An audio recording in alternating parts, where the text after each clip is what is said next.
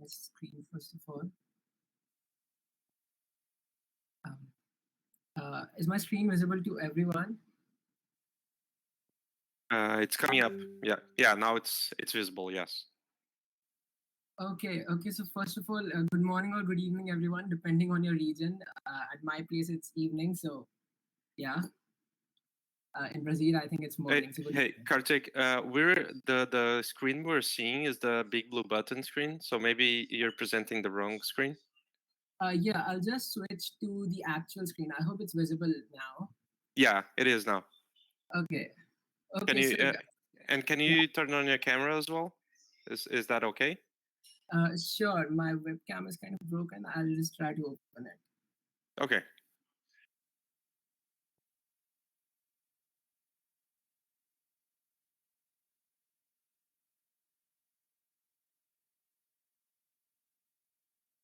I'm having some lighting issues. I'm sorry for that. I'll just share that.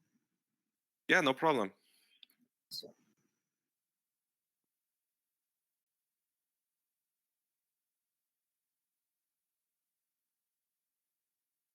Okay. Shall I start, guys? Yeah, sure. We have 44 people. That's amazing. Okay. Okay, so guys, so first of all, before starting or talking before starting about the app, let me just give you a quick demo, and then we'll start by how we did the app, how we started from there, how we had the idea, how we began with everything, what changes we had to make, and everything. But first of all, as you know, that this is a Rocket.Chat app. So this was the idea of Marcelo. So I'm really fortunate to be working on it. First of all, so okay, so what this app does is, so whenever you send an audio message, you are now able to transcribe that. So let me just give you a demo first of all. Uh, so hey guys, I'm recording live in the front of a great Rocket.Chat team. We have several people on board. So this is a demo. I'll just stop that audio record. So we're using the normal audio record procedure that we have in Rocket.Chat. Okay, so now since I have this app installed, you'll see a new thing over here. We have a new button over here that says, first of all, it says speech to text because that's what the name of our app is. And we have an option that says, cue the audio file for transcription. So now what we need to do is, if we need to transcribe this audio file, all we need to do is click on this button. So as we click on it, it says queued for transcription. Once it's successfully queued, the status is going to update. It's going to change from yellow to green. So now it's successfully queued. What we need to do now is wait for a couple of seconds for the provider to return us the transcription. So we'll wait for it. Might take some time, like 10-20 minutes, and here we go. So this is the app in a nutshell. That's what it does. I hope it's visible to everyone. We just have the transcription over here.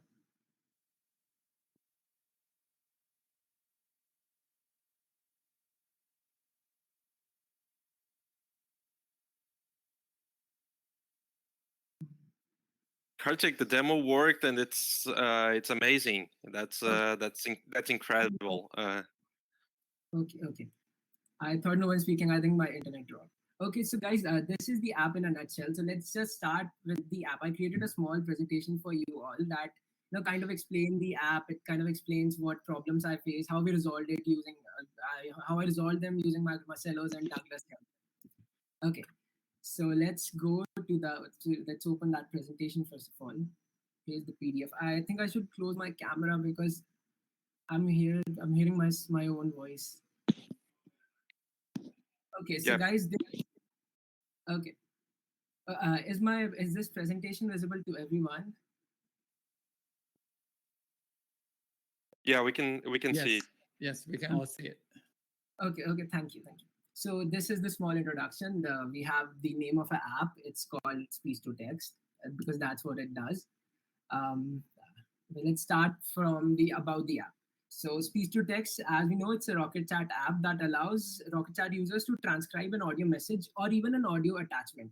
So from now onwards, it's not necessary that we need to record that audio. If you normally drag and drop the audio, if you send it to someone, this button is going to appear. So this button appears on whenever it sees an audio attachment. So you're not just restricted to the audio messages that you record live. So whenever we have that message, this button appears, and we need to have this app installed for that. So as we see what this app does, we have that button. It transcribes the audio into text. So the first thing we have with the app is that the user has. So first of all, guys, we are using some transcription providers for doing this job. This transcription is not happening on the browser. Is not happening on the browser. What's happening is we request some of the best transcription providers for to transcribe the audio file for us. So for now, we have the flexibility of choosing from the top providers. One of them being Microsoft Cognitive Services. For this demo purpose, I use Microsoft Cognitive Services. We also have the working example of Assembly AI and also Revia. So these are some of the providers that a user has flexibility to choose from. So depending on your needs, you may use any one of them. Okay. So the third thing is that the transcription all the transcription that is happening on the server side, nothing is happening on the client side. And whatever transcription data we have, it's stored as a metadata for the as an attachment, so that we don't have to again and again request for the transcription. So that's our app in a nutshell. Let me show you some of the app settings first of all, how we set up everything. So this is the app screen. I hope it is visible to everyone. It is. Go ahead. Yeah. Okay. Okay, so here is the app screen. So here you'll see, first of all, it's a detail. So well, let's get into some of the technical details first of all. So let me just tell you before starting with it, there's a structure that this app follows. Since I told you that we use a third-party provider, there was a certain set of steps we needed to do. So first of all, here's a flow chart. I'll try to explain it with this. So first of all, we have a user sends the message. From here we are starting. Here's a sticky note as well. Okay, so we start from here. First of all, we receive a message and our app is running in the background. Our app detects, we use an interface that's built into the app engine. We detect that what message is it. We check that if it has an audio attachment. If it has an audio attachment, we modify that message. As you just saw, we modify that message and add a button to it, which cues it for transcription if the user clicks it. So if we start from here, we go to the app, then we have the modified message to the user. So whenever user want, and any of the user on that channel, or even if it's a direct message, any of the user from or the sender or the receiver or anyone can click on that button to get the transcription. So what this on click button does is it triggers a slash command in the app, which in turns cues our audio, gets the audio attachment and cues it to the transcription provider. So what we need to do is, and this all happens asynchronously, so that's why we need to wait. So since it's asynchronous, we create a transcription request first of all with the provider. So if we get a 200 response for the transcription request, as we saw, the status over here updates live. So these I've tried to create these small status colors instead of error messages. So if the transcription fails to queue, let me do that again for you. Let's say initially it's yellow. Initially it's blue. As we press transcribe, it turns yellow, which says that something is happening, and green is the good status that it has been queued. So we use these status colors for that, not the error messages. Okay, so that's what's happening. So since we have this green button over here, what it means that the transcription request has been sent to the provider. So after this, what happens is the provider is queued, the audio file is queued. Upon completion, the provider calls an API endpoint that we create upon the app's initialization. So whenever the app is initialized, we create a webhook endpoint to receive the transcript data. So whenever we are queuing the audio file, we also send this endpoint URL to the provider. So upon transcription completion, the provider makes a request to our API endpoint along with some body which has the data for the transcription. Then what we need to do is we need to again make a GET request to the provider so that it sends us the actual transcription data. So once we have the transcription data, we use it to update the message again, and at the end we have a final message. That's the normal structural flow of this app. That's how it works.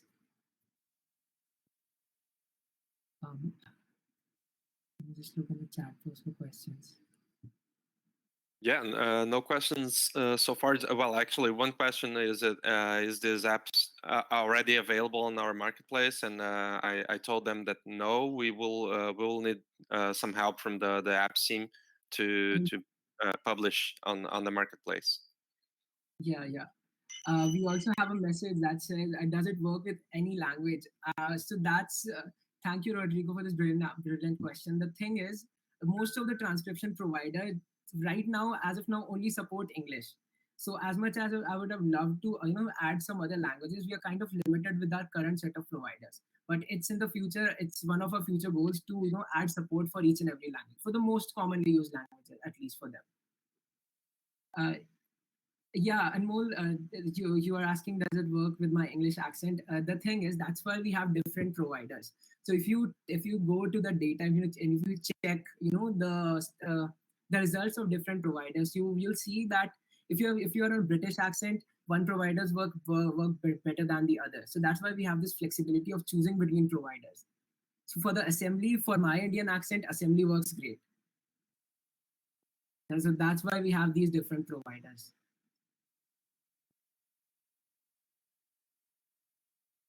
Okay.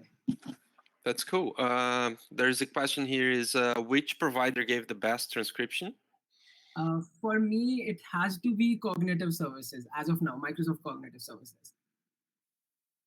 For my Indian accent, I've tried it with my accent. Cognitive services works best. Assembly is also good, but let me just tell you that the punctuations handling, like if you're talking and if you ask a question, so Microsoft Cognitive Services can add a question mark to that. I think Assembly is unable to do that as of now. This is the advantage of having different providers. Depending on your actual end goal, you might select anything that you want, whatever suits your goal. Awesome. There is a question from Cynthia that maybe the guys from product can answer. Is it possible to check in the auditing panel these transcripts? I'm not sure if the auditing panel shows the attachments. Do you know about that, Rodrigo? Maybe. Um, I missed that question. I'm trying to find it. Okay, is it possible to check the auditing panel? I'm not sure if we can check it as of now, but we may definitely use it as a point. Uh, I'm going to write it down. I'll make sure. Yeah, I think if Rocket.Chat already supports auditing on attachments, that should probably work already. Yeah, if we have that support, it should be working.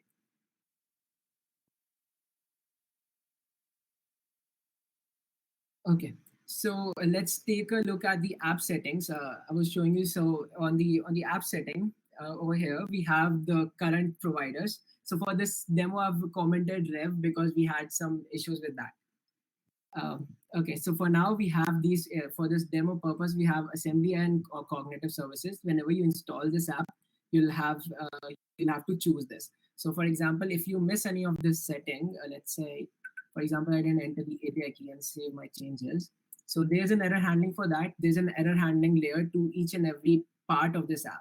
So whenever the app fails, I'm pretty sure it should give you the most correct error. Even if the transcription fails in the middle of something, you'll also have an option to requeue the transcription. So for now, if we don't have some settings, we get a direct error message says that our settings are missing. It's pretty basic, but here it is. So for every provider, we have to select the provider first, then we go to the API key, we select the API key, okay. So this is the, so we also have to provide a JWT secret over here.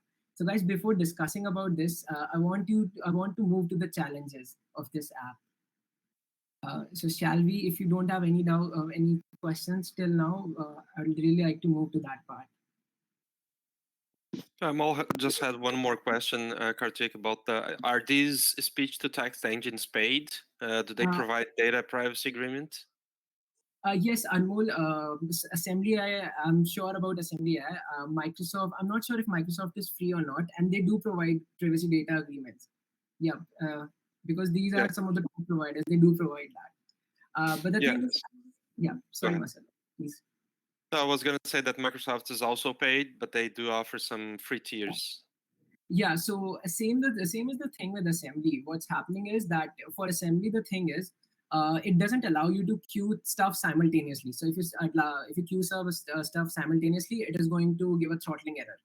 It will transcribe your audio files, but it will take time.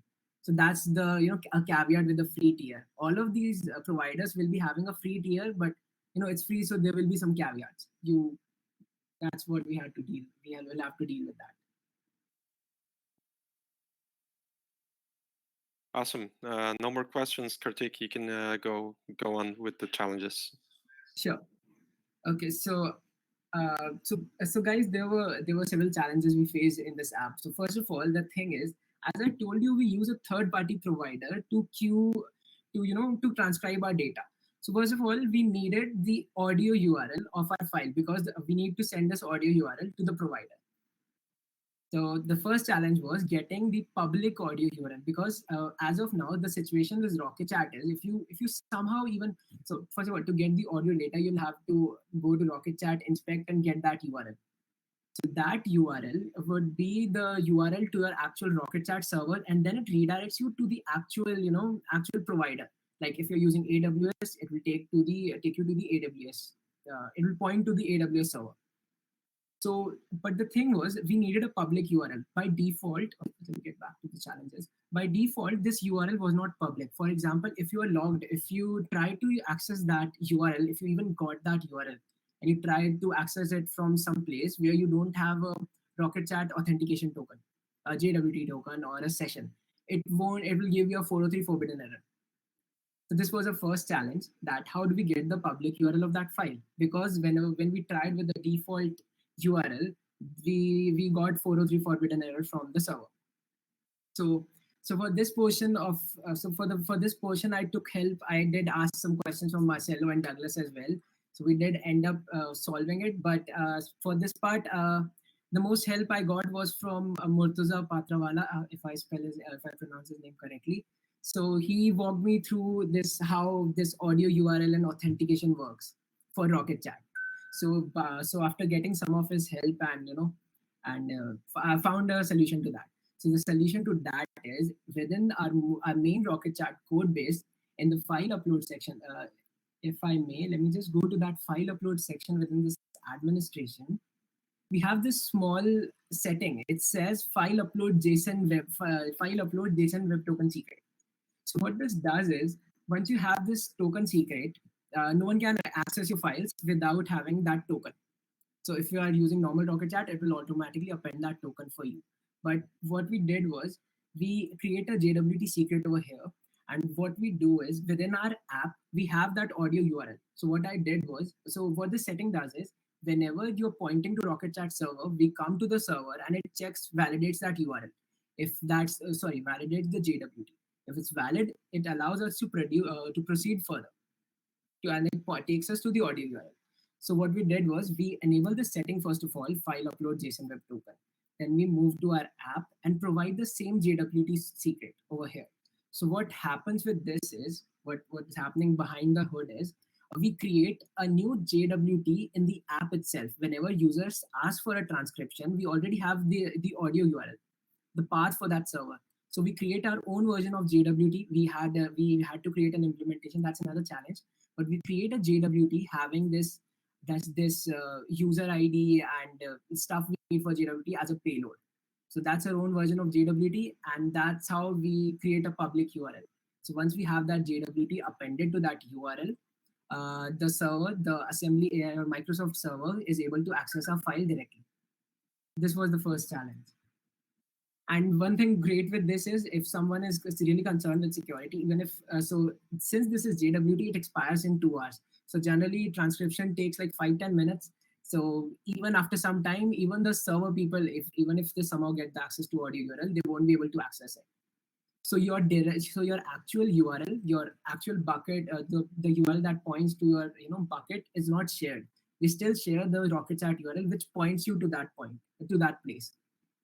That's all thanks to this JWT setting. We already had this in Rocket.Chat, but I had to explore it.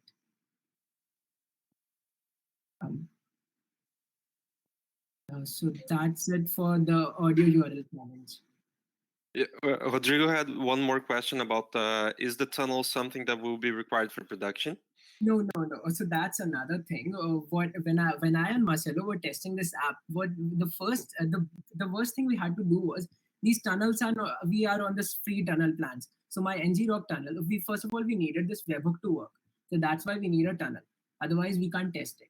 So the problem was that the tunnel kept on expiring every 2 hours. So it was really frustrating. We had to go into the app settings and update it each and every time, then redeploy the app. So what I did was on the app, whenever the app is enabled, whenever the app is initialized, we check for the site URL. If it contains this localhost setting, we use this tunnel URL. Otherwise, it's not even visible when it is not even going to be visible in the production, because for the production, it is going to take the actual site URL. So that's how this tunnel URL works. It's just a development setting. Awesome. Thank you. Yeah. Great, thanks. My suggestion, you could keep this tunnel, but optional. Maybe some installations, they have proxy, they need to configure that as well. Sorry, didn't get you. Yeah, my suggestion is to keep this setting tunnel for production, but as an optional. So you could set up if you need. Otherwise, you make it empty and use the site URL. But by the way, great presentation. Congrats on that. And I guess that's a really good example to show how apps and this whole UI kits and can interact with messages, change components is powerful for new applications. Very cool. Thank you. Yeah, so let's move to the second URL. Second thing that I told you that we have to append the JWT from the app itself. But as of now, it was the part. Okay, so for as of now, we can't use a third party npm library in the app engine. So again, it was. Kartik, you may want to wrap up because there is like 50 people here and they all will have some sort of time constraint in 2 minutes. So I think it's the best time now to wrap up. Sure. So I was just saying that we had to create our own JWT implementation within the app. That was one of the challenge. So if we don't have time, I think we should move to the future improvements that I have in pipeline. So first of all, I want to add some more providers. Google Cloud Platform is one of my major provider that I want to add. After which we can work on improving error handling and first of all add some languages support. So these are some of the challenges. And one thing more that since Rocket.Chat has different storage types, so we made sure that our app works with most of the storage types. We have currently tested our app on GridFS and AWS as well. So that's for the app. We are yet to test on other platforms, but for AWS and GridFS, it's working fine. Right now, the demo was on AWS.